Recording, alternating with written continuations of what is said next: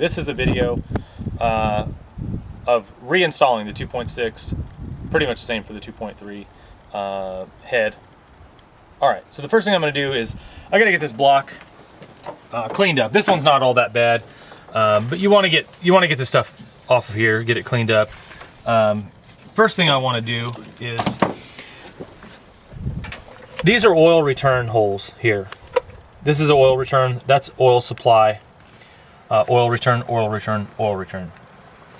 We need to try to keep as much crap out of here as we can. I like to make these things, I take a paper towel, you know, these shop towels, and I kind of wad them up where they're almost like teardrop shaped if possible, so that, you know, the top of it is going to be fatter than the bottom, you know, so it's arrow shaped, let's say, teardrop.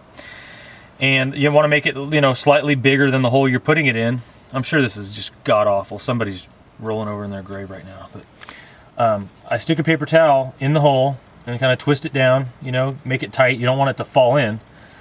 And so I just kind of punch it down so that I've got it just below the level of the block. So basically I've created a plug now. Anyway, like I said, if you've got gasket material on here, this one's not bad. This gasket came off in one piece, but you know, you would want to take a razor blade and scrape that gasket material off. And just be careful about how you run your blade so that you don't gouge the block up. All right, I'm gonna go ahead and just clean this thing up with the stripping wheel.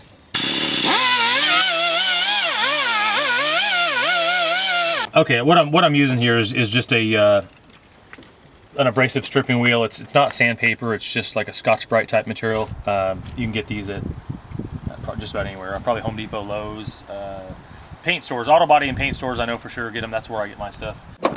Okay, so I've spent like 3 minutes maybe on this thing with that stripping wheel, and you know, you can buy Scotch-Brite pads at an auto body paint store, maybe Home Depot or something like that, and you can do this by hand. It'd take a little longer, but it can be done. I mean, you do want to get your block clean. This, in my opinion, is ready to go. You can still see there's, you know, a few little marks or whatever from the old head gasket or whatever. You know, I get them about this clean right here, and that's how they go. Is this thing in gear? Okay, so now that we've got the truck out of gear, it's amazing how easy you can turn these motors over by hand just by grabbing a hold of the pulleys.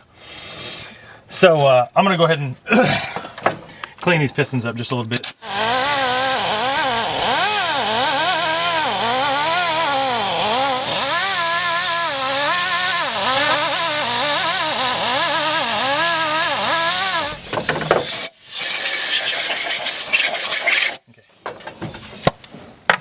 Okay, so yeah, I've cleaned up these two right here. I'm gonna go ahead and roll it up so that we've got the number 1 and number 4 pistons up, and then I'll go ahead and clean them up. All right, I'm gonna go ahead and grab one of the belts here and just spin this motor up. Get these number 1 and number 4 up to the top.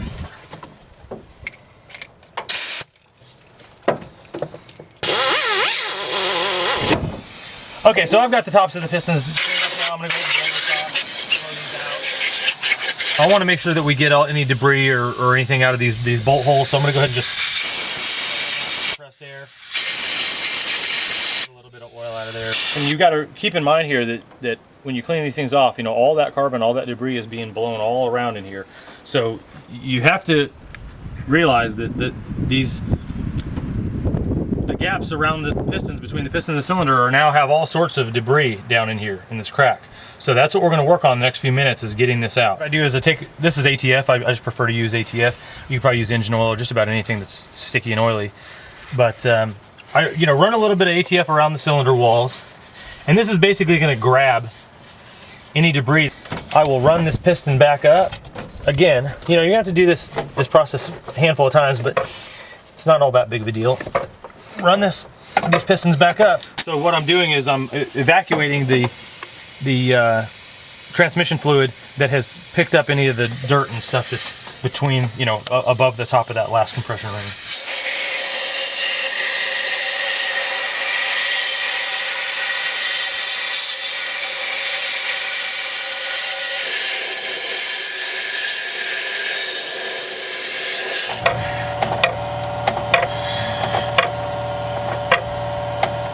Now this time I'm going to try to be careful not to blow any of this stuff into cylinders 1 and 4, because they're at this point pretty clean. And just stuff a towel down here just to prevent that from getting in there.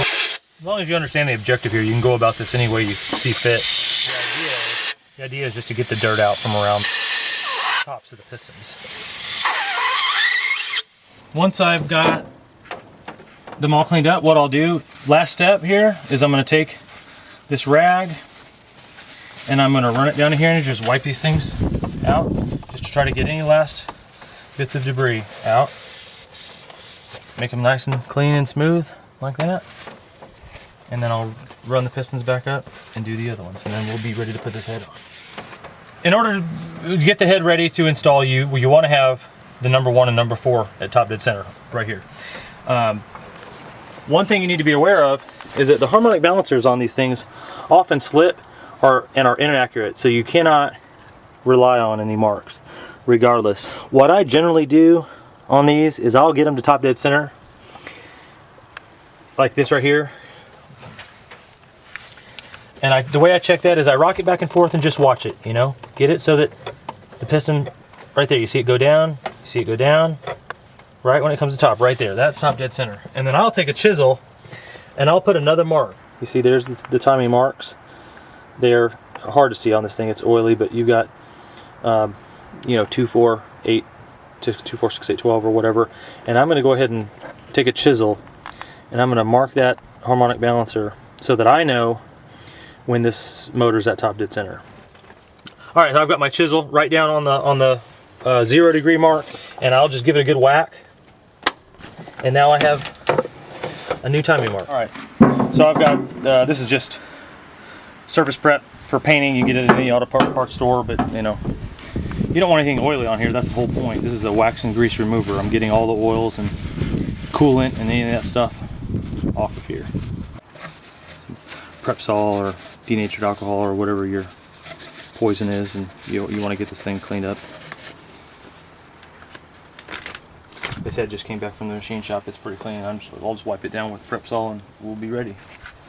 Now, I've seen these where these things get really pitted up here, really pitted up there. We've got a nice gasket and we've got nice mating surfaces, so I'm not going to mess with any silicone or anything like that. You may choose to do something like that if you want to put a little bead of silicone around there to make sure that you don't have any coolant leaks. That's up to you, but in this case right here, we're not going to do that. Okay, so you know, unless your iTech has got problems or you're rebuilding it or whatever, which isn't a bad idea at all, but this truck was actually running fine aside from the blown head gasket. I removed these things in one piece so that I don't have to mess with it, and that's exactly the way I put it back on. Just get it back up there, slide it on there, and then get all your bolts in. The only one that's hard to get to is there's an upper bolt that's down in here, and if you've got a ratcheting wrench, it's really not all that bad. I'll show you how to do that in just a minute. I'm gonna go ahead and get the rest of these started. Okay, so I've got the intake manifold on. I've got, you know, all the nuts and bolts just started by hand, and then the only one that's difficult to get to is that one right down in there. And the way I usually do it is I take a ratcheting 12mm wrench, I put that nut on there, and I roll it in there like that, and get it on. And you may have to play with it a little bit, you know. Sometimes this is kind of a pain in the butt, but if you get it on there and you get it started, that's going to save you, you know, an hour of having to split this manifold, take it apart, and replace all that stuff. I mean, okay, so once I get that nut on there and started, I just get down in there with my fingers and just run that thing up as tight as I can get it by hand. And once it's on there, you know, that tight, then you just use that ratcheting wrench, put it back in there, and this is usually the one I tighten first. Okay, so the one that we've got tightened is actually the one that's on the top side of this. This is the bottom side of the head. So I'll go ahead and tighten the rest of these bolts up here, work my way from the inside to the outside, and get all the bolts and all the nuts tightened up here. Okay, so I'm getting ready to put the distributor in, and what you want to do when you do that is you want to get your timing mark here lined up with your timing mark here. And that's going to get your cams set to top dead center to match the motor, and then we're going to set the distributor to that mark, okay? So you've got the cam marks lined up, and then you take your distributor, and we're going to slide the distributor in and bolt it in. And all you need to do to time one of these things is get this rotor so that it points to that stud right there. You've got this rotor pointing at that nut right there, and this thing's timed. Okay, so I'm gonna go ahead and get these little paper towel plugs pulled out. I've just got a little pick here. Okay, so I've got the little plugs out, and then I've gone ahead and got my paper towel wet with the wax and grease remover. And I'm just gonna wipe this thing down, basically just trying to remove all of the oil off of it. You want this thing to be clean enough to eat off of. Okay, so we've got the top of the block all cleaned up, and I'm gonna go ahead and set the dowel pins in place here.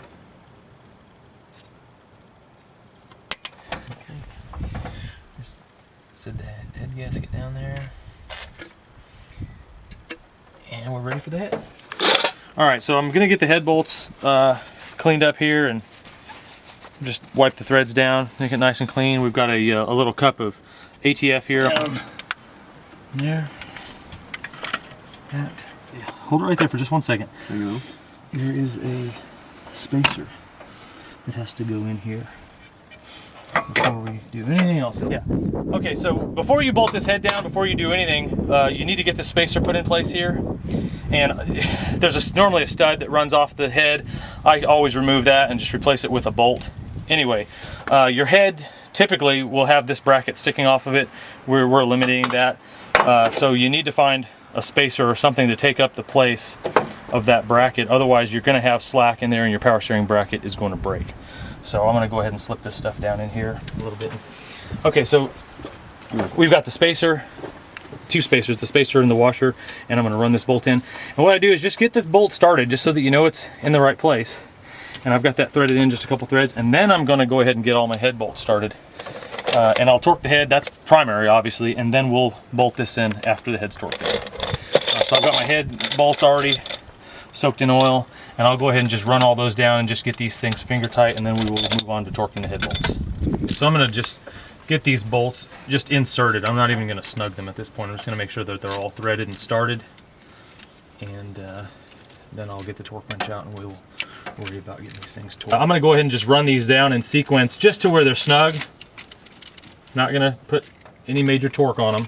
Now the way you want to do this, you know, in the book it may show something a little different or whatever, but the basic principle is that you want to do like a spiral pattern. And I always start here. I consider this 1, 2, 3, 4, 5, 6, 7, 8, 9, 10. And everything that you're doing, you do in that sequence. So I've got these things snugged down, and I'm going to go ahead and crank these down. I go to 45 pounds. And again, if you want to get the book out or buy the book, I think it's all done in like kilogram Newton meters or whatever. So it's all like 44 point something and 72 or 74.6 or something like that. But I do 45 and 75. That works for me. I'm gonna get ready to set this timing belt on here. There's a little hole right down in there that this little plug here comes out of. That's where your timing tensioner bolt is. So I pull that little plug out, and then you've got to get like a 12mm deep socket in there.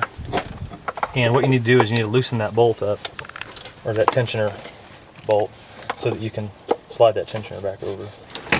Okay, so what I'm doing here now is you've got your tensioner down in here, and this tensioner's got a spring that pulls it to the passenger side of the motor.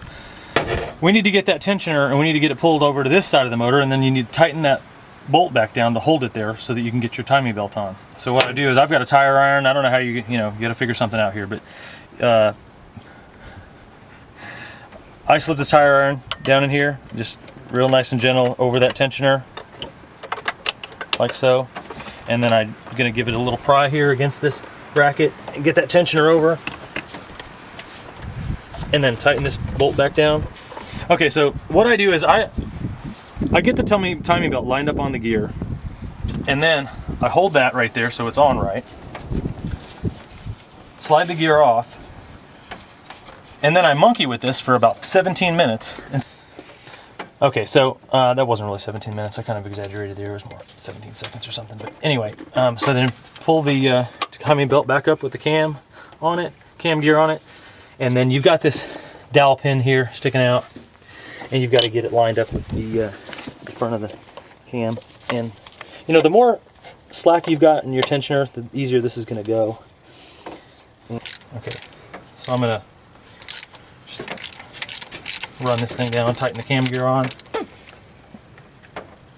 I'm sure there's a torque spec for this, but that's it right there. Okay, now this is critical. This is where a lot of people screw up. Right now, there is no tension on this belt. We relieve the tension with that bolt. You have to get your 12mm socket back on here. You got to get down in here, and you've got to break this bolt loose, and the tensioner will flop back over on this belt and put tension on it. Okay, so now you've got tension on the belt from the spring pulling the tensioner over.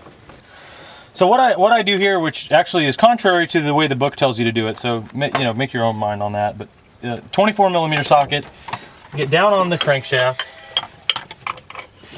and I want to get as much slack into this belt here to the tensioner on it as possible.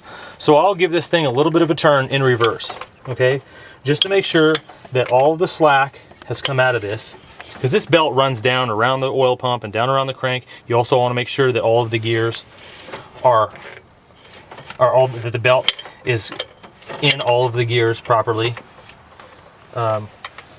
So I just turn it backwards a little bit just to get all the tension over here, and then I'll tighten this bolt back up.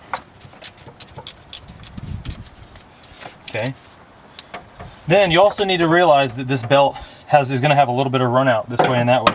So at this point, I'm going to spin this motor over a couple times by hand, just make sure that everything's going smoothly, and then I'll do that process one more time. I'll adjust that tensioner again. Okay, so I'm going to just spin this thing back around here. So I'm back up to top dead center again, and I'll go ahead and do this tensioner deal again, where I'll loosen this and roll it backwards just a hair, and then tighten the tensioner back up. Okay, so I've gone ahead and cranked it backwards just a hair, and then set the tension on the tensioner, or tighten the bolt down on the tensioner. I'll put this plug back in. From here, man, it's all downhill. Just bolt everything back together. Okay, so the first thing I'm going to do before I forget is to get this bolt over here that's back in behind the power steering pump. And this is pretty critical, actually. A lot of people leave this thing out, or leave that spacer out. They don't worry about this because it's too hard to get to or whatever. And your power steering pump bracket will break. It's not a matter of if it's going to break. It is going to break if you don't put that spacer in there and run this bolt in here. Okay, so now we've got the vacuum abortion that comes along with the 2.6 iTech that you've got to get put back together. But I'll go ahead and start with the wiring, getting all the wiring put back in. I mean, it's all just the way it came apart, you know. Get the wiring harnesses plugged back into the places that they go to, and then start putting your vacuum lines back together. The vacuum diagram is right here, so everything you need to know about how this stuff goes back together is right here, you know, from your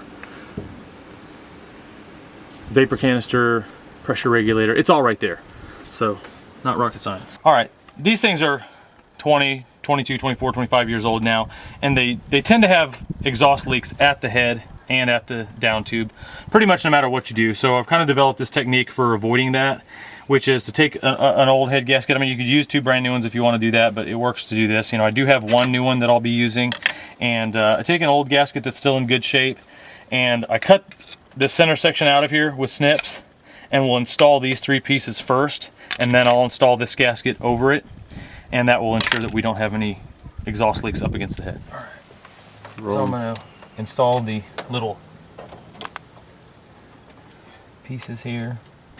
Okay, so once we've got the little section pieces on here, then we'll go ahead and install the full exhaust manifold gasket right on over the top of those. All right, I'm going to go ahead and clean this manifold up just a little bit, just get all the burrs and stuff. We've got the old gasket on here, which is actually still in pretty good shape, but this is a real common place for these things to want to leak. So I'm going to go ahead and double this up same way, put 2 gaskets on here, just to give it double thickness so that we don't have a leak here, and so this thing runs nice and quiet. And then I'll drop this manifold down in there and get it bolted on, and this thing will be almost ready to go.